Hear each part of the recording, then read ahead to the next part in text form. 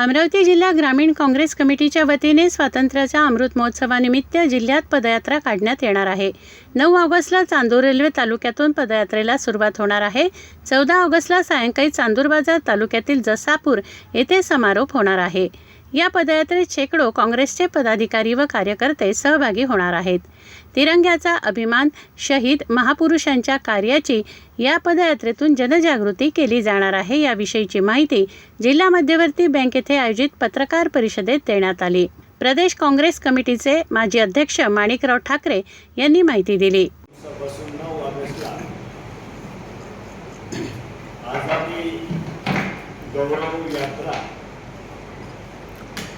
अशा प्रकारचा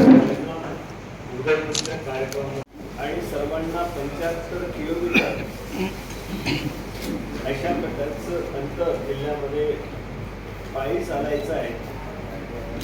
अशा प्रकारचा कार्यक्रम ऑल इंडिया काँग्रेस कमिटीने, प्रदेश काँग्रेस कमिटीनं सर्व जिल्ह्यामध्ये काँग्रेस अध्यक्ष पदाधिकाऱ्यांनी तो दिलेला आणि त्यानुसारच आज या ठिकाणी आपल्या सर्वांना माहिती देत असताना की जिल्हा काँग्रेस कमिटीने जे काही नियोजन केलेलं आहे त्यामध्ये सुरुवात चांदूर रेल्वे पासून जगताप साहेबांचं विधानसभा क्षेत्र काँग्रेस पक्षाचं त्या ठिकाणवरून सुरुवात होणार आहे आणि 14 तारखेला कारण 15 ऑगस्टचे भरपूर कार्यक्रम असल्यामुळे 14 तारखेला परतवाड्याला त्या ठिकाणी समारोपीय कार्यक्रम हा ठेवण्यात आलेला आहे। एकूणच या सगळ्या याच्यामध्ये 75 किलोमीटर तरी चालण्याच्या सूचना असल्या प्रचार प्रसिद्धी एवढी करता येईल तेवढं त्या माध्यमातून करायचं। सर्व वेगवेगळे कार्यक्रम त्या कार्यक्रमाच्या माध्यमातून ऐतिहासिक मोठ्या प्रमाणावर ठेवा आहे। साधारणतः 12 किलोमीटरपेक्षा अधिक असं अंतर रोज काँग्रेसच्या जिल्ह्यातील कार्यकर्त्यांना कापायचं आहे आणि हे प्रत्येक गावावरून ज्या ज्या ठिकाणावरून जात आहेत याचा त्या ठिकाणी आझादी गौरव देशाला जे स्वातंत्र्य मिळालं या स्वातंत्र्यामध्ये काँग्रेस पक्षाच्या नेतृत्वाची भूमिका आपला 1920 मध्ये त्यांनी काँग्रेस पक्षाचं नेतृत्व स्वीकारलं गांधीजींनी। त्यावेळेस पासून काँग्रेस पक्ष या देशामध्ये जे विचार आहेत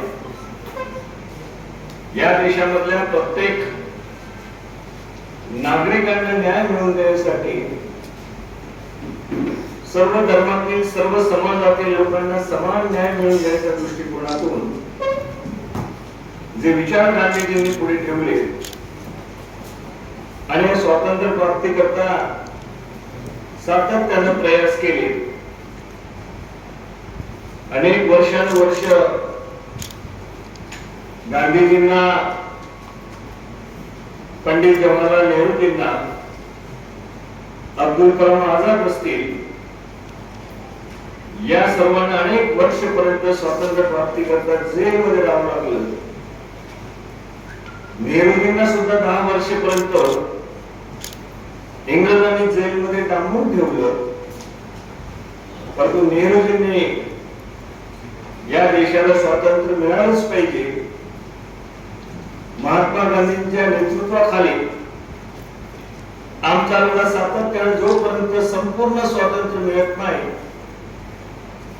तोपर्यंत हा लढा चालू राहील अशा प्रकारची भूमिका पंडित जवाहरलाल नेहरूजींनी त्यावेळच्या स्वातंत्र्य सेनानींनी या देशामधल्या प्रत्येक नागरिक आणि जनतेने महात्मा गांधींच्या नेतृत्वाखाली हे स्वातंत्र्य लढा दिला।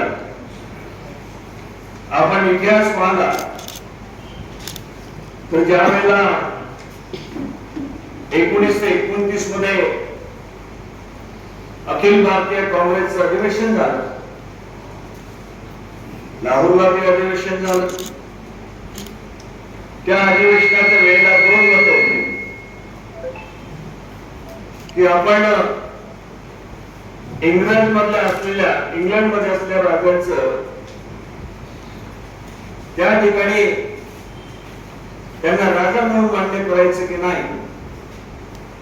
स्वातंत्र्य जरी पूर्ण मिळत असेल, परंतु ज्या पद्धतीने ऑस्ट्रेलियामध्ये असेल, न्यूझीलंड मध्ये असतील,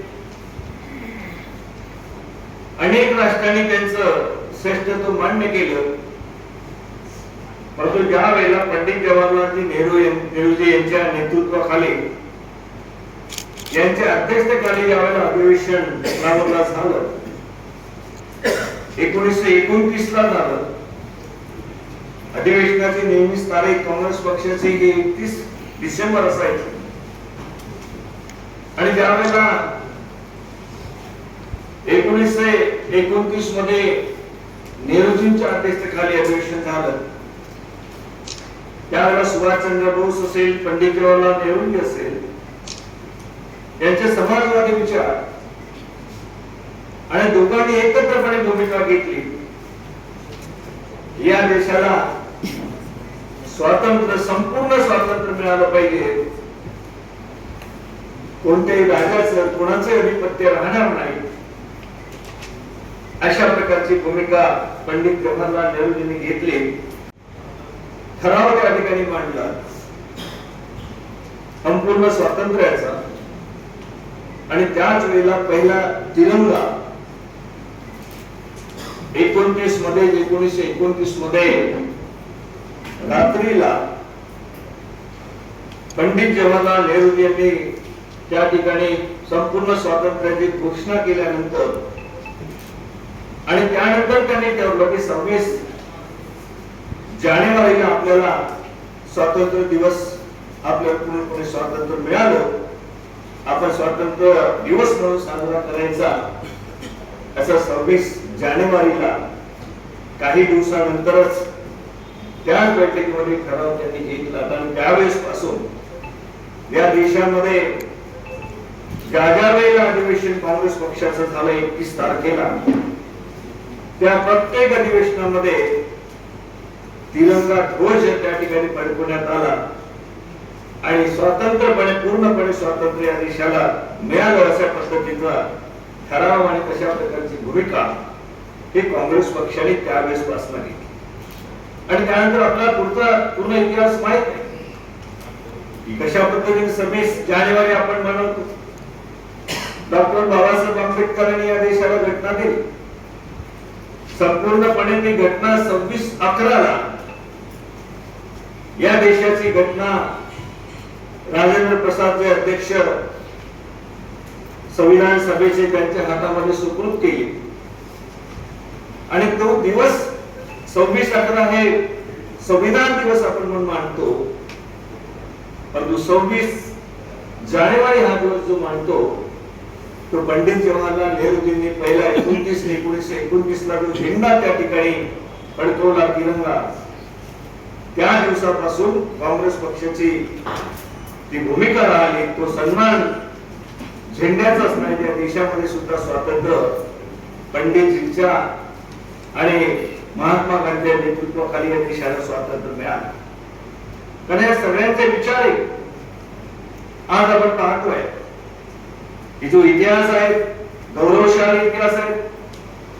या देशामधल्या प्रत्येक नागरिकांना, प्रत्येक माणसाला अभिमान आहे किंवा कुठल्याही जाती धर्माचा तो असो. कारण स्वातंत्र्य लढ्यामध्ये सर्व जाती धर्माच्या लोकांनी पुढाकार घेतला आणि हे स्वातंत्र्य मिळालं पाहिजे. हे काही स्वातंत्र्य त्यावेळेस कोणी उद्योगपती असेल त्यांच्याकरता मिळालं पाहिजे असा विषय नव्हता. हे स्वातंत्र्य या देशामध्ये प्रत्येक नागरिकांचं, प्रत्येकाची अपेक्षा त्या ठिकाणी होती. ज्यांच्याकडे काही नाही आहे, अशा प्रकारचं मजूर असेल किंवा लहान सहान काम करणारे सर्व वर्ग असतील, सर्व जाती धर्माचे लोक असेल, या देशाला स्वातंत्र्य मिळालं, स्वातंत्र्याची फळं आम्हाला मिळतील या अपेक्षाने सर्वांनी त्यामध्ये सहभाग दर्शवला होता. गणतंत्र खऱ्या अर्थाने आपल्या देशामध्ये कधी लागू झालं ते 26 जानेवारी 1950 मध्ये याचे सर्वांना कळलं. आणि त्यावेळेस नंतर तुम्ही झेंडा कोणत्या ठिकाणी फडकवायचे, हे काँग्रेस पक्षाच्या अधिवेशनामध्ये निर्णय झाला. संपूर्णपणे स्वातंत्र्य आणि त्या दिवसापासून तिरंगा झेंडा प्रत्येक अधिवेशनामध्ये इंग्रजांच्या विरोधामध्ये जाऊन त्या ठिकाणी झेंडा फडकवण्याचं कोणी काम केलं असेल, तिरंगाचा सन्मान कोणी केला असेल किंवा सुरुवात केली असेल ती पंडित जवाहरलाल नेहरू यांनी केली. आणि त्यानंतरच्या कालावधीमध्ये आपण पाहिलं की पंडित जवाहरलाल नेहरू यांनी या देशाला जे काही 10 वर्षपर्यंत जेलमध्ये त्यांना जावं लागलं. महात्मा गांधीजींनी या देशाकरता इंग्रजांशी लढा दिला, इंग्रजांना जले जावचं नारा त्यांनी दिला आणि या देशामधल्या प्रत्येक माणसाला स्वातंत्र्य जे आपण त्या ठिकाणी बघतोय तो संपूर्ण या स्वातंत्र्य लढ्यामध्ये असलेल्या अनेकांचा या ठिकाणी सहभाग आहे. आणि तो फार मोठा इतिहास हा स्वातंत्र्य लढायचा आहे. याकरता सर्व देशातील आज ज्या वेळेला आपण अमृत महोत्सव साजरा करतोय, सन्मान करतोय, प्रत्येकाला अभिमान आहे की माझ्या देशामध्ये 75 वर्ष जे आहे त्या लोकशाहीची 75 वर्ष आहे. गणतंत्र दिवस म्हणून आम्ही 75 वर्ष मानवतो आणि प्रत्येकाला समान अधिकार. आणि या देशामध्ये डॉक्टर बाबासाहेबांनी घटनेमध्ये सांगितलं समता, न्याय, बंधुता याचाच सातत्यानं पुढाकार कोणी केला असेल तर पंडित जवाहरलाल नेहरूजींनी केला. प्रत्येकाला स्वातंत्र्याचा सन्मान, झेंड्याचा सन्मान या ठिकाणी काँग्रेसच्या नेतृत्वाखाली झालंय. काँग्रेसच्या नेतृत्वाने एका संपूर्ण देशाला दिशा दिली. या देशामध्ये लोकशाही अबाधित राहिली पाहिजे, या देशामध्ये बाबासाहेबांनी दिलेली घटना बाधित राहिली पाहिजे म्हणून सातत्यानं त्या पद्धतीनं प्रशासन चालवलं. त्याची फळ सर्वसामान्यपर्यंत समानता या देशामध्ये आणलं ते बाबासाहेब आंबेडकरांनी जी घटनेमध्ये नमूद केलेलं आहे त्यापेक्षा कुठेही विचार हे काँग्रेस पक्षाचे वेगळे नाही आहे. स्वातंत्र्य लढ्यात पंडित नेहरू गांधी यांच्या कार्याची माहिती पत्रकार परिषदेत देण्यात आली. सर्व भाजपा कार्यालयावर तिरंगा नाही, RSS कार्यालयावर तिरंगा नाही, भाजपा विरुद्ध ठाकरे यांनी दिली प्रतिक्रिया. ज्या बाबासाहेब आंबेडकरांनी आणि संविधान सभेमधल्या प्रत्येकाने ही घटना मजबूत व्हावी, इतर कुठल्याही देशापेक्षा चांगली व्हावी, 70 देशापेक्षा अधिक देशाच्या घटना तपासल्या आणि मजबूत घटना की प्रत्येक माणसाला न्याय मिळाला पाहिजे अशा प्रकारची घटना या देशाला दिली. तीच घटना आज तोडण्याचं काम, त्या स्वातंत्र्य जे मिळालं त्यामध्ये संसदीय प्रणाली आमची लोकशाही असेल त्याला गालबोट लावण्याचं काम, ज्या काही संस्था आहेत, संविधानिक संस्था आहेत त्यांना पूर्णपणे संपवण्याचं, मोडतोड करण्याचं काम या 75व्या अमृत महोत्सवाच्या वेळेला ज्यावेळेला आमच्या नजरेमध्ये दिसून येतं त्यावेळेला आम्हाला गांधीजींचे विचार, पंडित जवाहरलाल नेहरूजींचे विचार, आंबेडकरांनी घटनेमध्ये केली तरतूद ते आम्हाला सर्वांना आठवतं. पण त्या विपरीत जर काही जात असेल आणि फक्त कुठे लोकांना सांगायचं की आम्ही अमुक करतोय, इव्हेंट करायचा आणि तशा प्रकारे लोकांची बोलावून करायची, हा जो प्रयोग बीजेपी सारख्या RSS पक्षाने चालवलेला आहे. आपल्या सर्वांना माहित आहे की आज अमृत महोत्सवाच्या निमित्तानं प्रत्येकाला अभिमान आहे, प्रत्येकाला झेंड्याविषयी आहे, या स्वातंत्र्य विषयी आहे, लोकशाही विषयी आहे.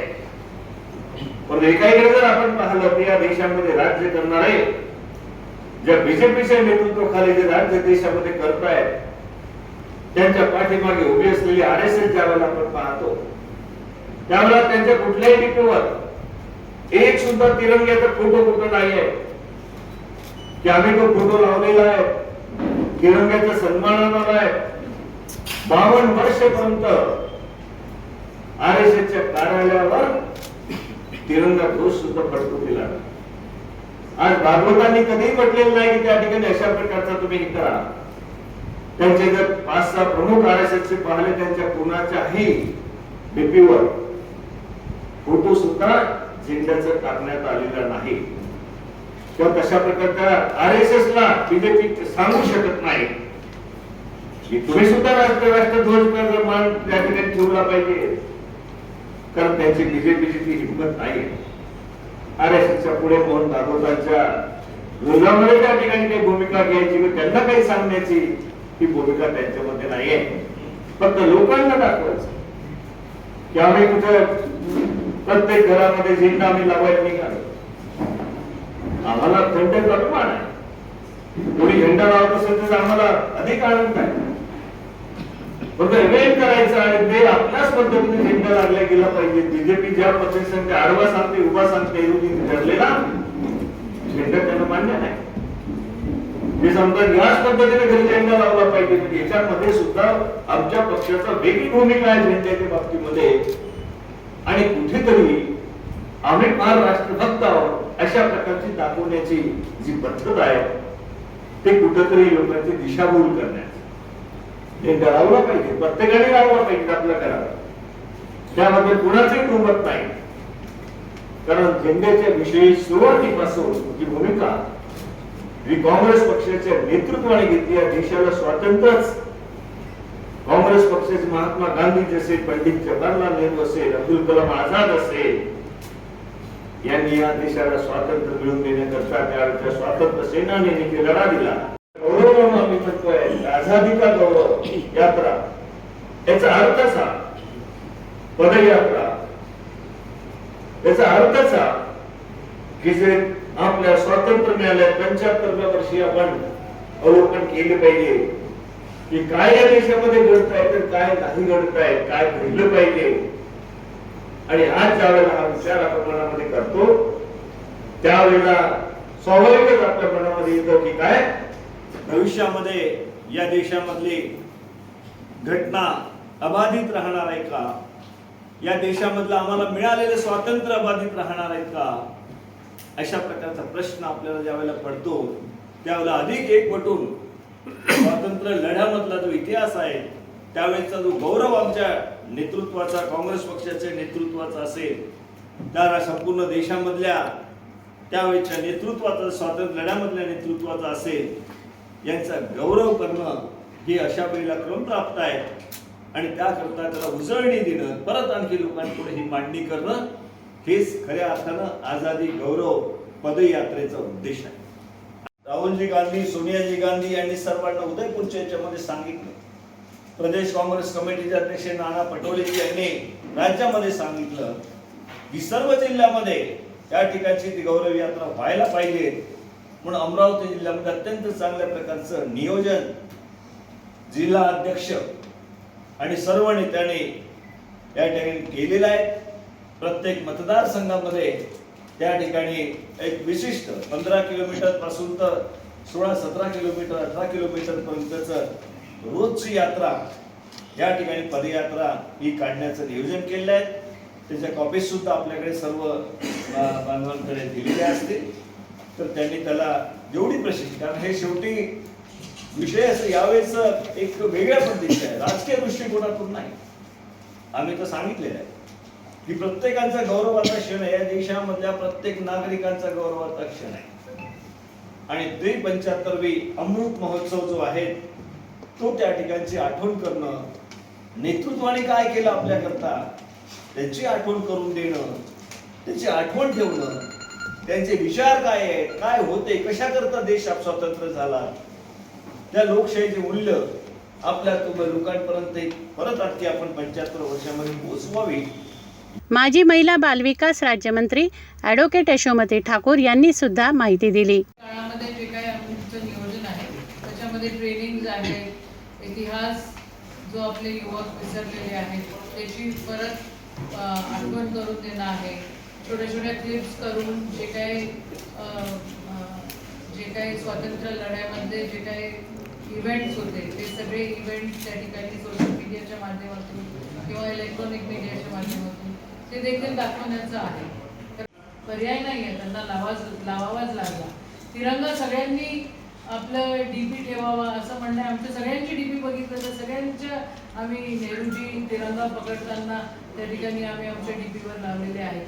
पण जर तुम्ही आता केंद्रामध्ये जे राज्यकर्ता आहेत त्यांच्या पदाधिकाऱ्यांचे जर डीपी बघितले तर ते एकही नेता ते दाखवू शकणार नाही त्यांचा ज्यांनी स्वातंत्र्य लढ्यामध्ये लढा दिला. आणि हा मेसेज आहे उद्याच्या येणाऱ्या पिढीसाठी की जो आपला इतिहास आहे तो आपण त्या ठिकाणी व्यवस्थित जपून ठेवला पाहिजे. नाहीतर इतिहासाचं निसंधान करण्यासाठी तर आहेतच. वेगळे वेगळे विषय आहेत ते, त्याचं उत्तर काही एका याच्यात देऊ शकणार नाही. वेगळ्या प्रकारे आपल्याला हिप्नोटाईज केलं जातं. सोशल मीडियाच्या माध्यमातून जे काही स्ट्रॅटेजीज यूज केलेल्या आहेत त्या देखील देशासाठी घातक आहेत. म्हणजे आज तुम्ही बघा कशा प्रकारे GST आणि महागाई त्या ठिकाणी लावली आणि कुठे तुम्ही आणि त्याच वेळेला त्याच देशामधले 2च उद्योगपती असे कसे मोठे होतात आणि जनसामान्य असे कसे गरीब होतात. हा प्रश्न आहे की नाही आपल्यासमोर? आहे ना. बैठक झाली होती त्यावेळेला हा विषय ठरला होता आणि मी बघते सगळीकडे आझादी का गौरव कसा मनवला जातोय. अधिकारी जे आहेत त्यांना मी आज विचारलं का रे बाबा कुठे भेटले ते, कोणाचे मला पोरांचे फोन आले की आम्हाला ते बसमधनं पोरं आले आणि दिसले. कुठले पोरं होते, कोणत्या लोकप्रतिनिधींना माहिती आहे, झेंडे कुठून आणले, त्यांची क्वालिटी कशी आहे, काय आहे सगळं आपण म्हणजे पत्रकारांना चौथा स्तंभ म्हणतात. तर हे सगळं उजागर करण्यासाठी आम्हाला आमची गरज आहे. तुम्ही आम्हाला मदत केली तेव्हाच लोकांना माहिती होईल की नेमकं काय चाललंय. मी नाही कोणत्या लोकप्रतिनिधींना बोलवलं. हो पण तुम्हाला बोलवलं कोणाला? पत्रकार परिषदेला आमदार बळवंत वानखडे, माजी आमदार वीरेंद्र जगताप, बाळासाहेब हिंगणीकर, बँकेचे सभापती सुधाकर भारसाकळे आदी उपस्थित होते.